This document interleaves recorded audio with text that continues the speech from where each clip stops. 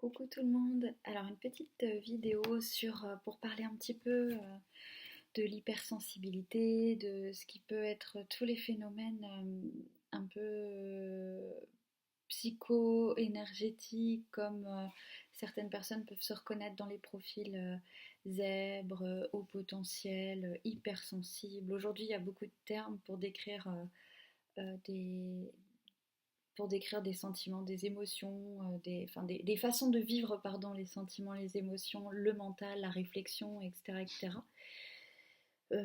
Après, je vous apprendrai sûrement rien dans cette vidéo dans le sens où elle est, dans le sens où en fait, on pourrait très bien imaginer que tout ce qui est hypersensibilité, zèbre, etc., c'est finalement une mutation naturelle de l'être humain qui va équilibrer en fait euh, qui va augmenter des pôles en lui, des pôles de compétences, et que le temps que l'alignement de ces pôles de compétences se fasse, bah, il y a parfois des sensibilités qui se font grandes et donc une souffrance en fait par rapport à ça. Alors par exemple des gens qui vont avoir un émotionnel, une intelligence émotionnelle très forte, très développée, euh, qui serait une personne qui serait en gros un beau mutant humain, quoi, de l'émotionnel, et ben parfois son mental ou son corps physique ou voilà d'autres aspects de sa personnalité et de son bagage, et ben ont du mal à suivre. Et puis bah, ça crée forcément parfois une espèce de perdition. Et l'inverse de ce que la personne peut être, c'est-à-dire elle peut se sentir nulle, alors qu'en fait c'est juste qu'elle est en train de développer une capacité de manière plus forte, et que le temps d'apprendre à gérer cette capacité, bah, c'est pas évident en fait. C'est pas évident du tout. Donc là-dessus, en gros, ma théorie, ça serait qu'effectivement, c'est ce type de personne-là qui, encore une fois, fait partie de la mutation naturelle des êtres humains,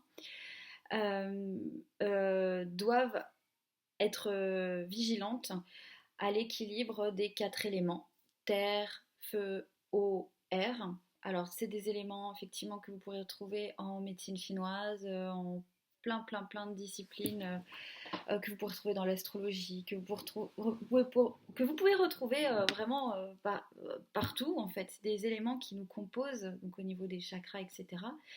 Donc, c'est important en fait d'avoir cette, euh, cette, cette conscience-là, cet apprentissage-là, parce que quand par exemple une personne va développer son pôle émotionnel de manière plus forte, elle va développer son eau de manière plus forte. Donc si elle n'est pas très ancrée à la terre, ou si elle manque d'air, si elle n'est pas dans son esprit créateur, son feu, dans sa puissance, elle peut se laisser ravager par les eaux. Et dans ce cas-là, bah, on voit bien ce que ça fait, hein.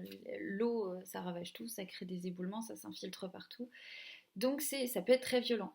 Donc en fait, c'est dans cet état d'esprit-là qu'il faut fonctionner, et savoir que un être hypersensible au potentiel ou quoi que ce soit, j'ai sûrement pas la maîtrise des termes, il doit aussi avoir une hygiène de vie, un équilibre au niveau de son quotidien qui doit être important en fait. Et cette personne aussi qui est souvent très dans l'idéalisation, dans le sens dans l'exigence d'elle-même, elle doit accepter aussi que bah non, elle ne peut pas s'en demander trop, aller trop vite et trop loin tant qu'elle ne respecte pas cet équilibre-là. Par exemple, elle ne peut pas s'investir à 200% dans une activité professionnelle sans en payer le prix, on va dire, plus émotionnel. Parce que là, encore une fois, il n'y aura pas eu d'équilibre, il y aura peut-être eu trop de feu et il n'y aura pas eu assez d'eau. Ou la terre n'aurait pas été assez solide pour créer le foyer de la cheminée.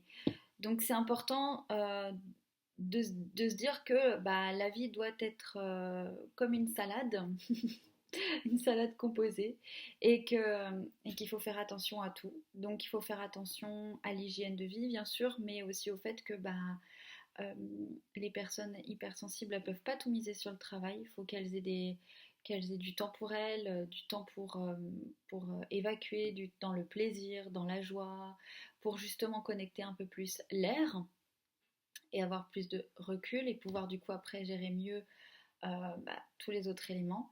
Donc c'est ou les alimenter, voilà. Donc c'est pour ça qu'il faut,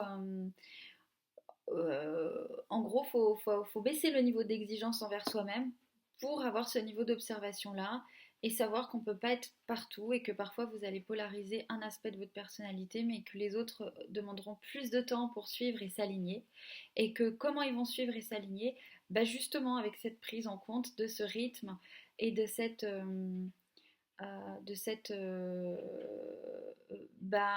bienveillance, complétude, de cet équilibre. Alors, le but de ça, évidemment, d'être aligné sur les 4 éléments, c'est vraiment de pouvoir justement connecter le cinquième. Et donc le cinquième, ça va être toute la dimension de l'invisible, tout ce qui est éthérique. Et en fait, c'est pas du tout étonnant, sachant que on le sait tous, c'est dans les cours de physique de seconde. Enfin, on le sait tous. On le sait pas tous, mais moi, c'est un truc qui m'avait vraiment marqué dans les cours de physique, c'est que effectivement, si nos électrons rejoignaient notre noyau d'atomes, en fait, notre matière tiendrait dans un dé à coudre. Et la seule raison pour laquelle notre matière n'est pas poreuse et qu'on ne peut pas traverser les murs, c'est uniquement grâce à tous ces électrons libres qui s'amusent à se balader entre le cercle et puis le noyau central. Donc c'est intriguant quand on pense que effectivement on serait logiquement composé de 99% de vide. De quoi? Parce que c'est pas du vide, c'est de la non-matière, donc ça correspond effectivement à tout ce qui va être plutôt énergétique, tout ce qui va être invisible. D'ailleurs, l'émotion peut être une forme d'invisibilité, même si elle se voit dans le corps, elle se voit à certains niveaux, dans le cerveau, etc. Mais c'est intéressant de penser effectivement que connecter cette partie plus invisible de notre être, ça pourrait nous aider grandement à pouvoir justement avoir une meilleure maîtrise de la matière et donc du coup évidemment des 4 éléments. Ça pourrait même nous faire imaginer, nous faire penser, là encore je ne pense que j'apprendrai rien à personne en disant ça, mais je le dis quand même parce que c'est la suite logique, c'est que avec cette maîtrise de la matière, nous serions du coup, en étant connectés du coup plus facilement à cet éther, on pourrait imaginer que nous sommes devenus dans ces cas-là une humanité complètement consciente, en respect du milieu avec lequel elle évolue, en respect avec la terre, avec respect avec le feu, l'eau, l'air. Donc ça veut dire avec tout ce qui est extérieur.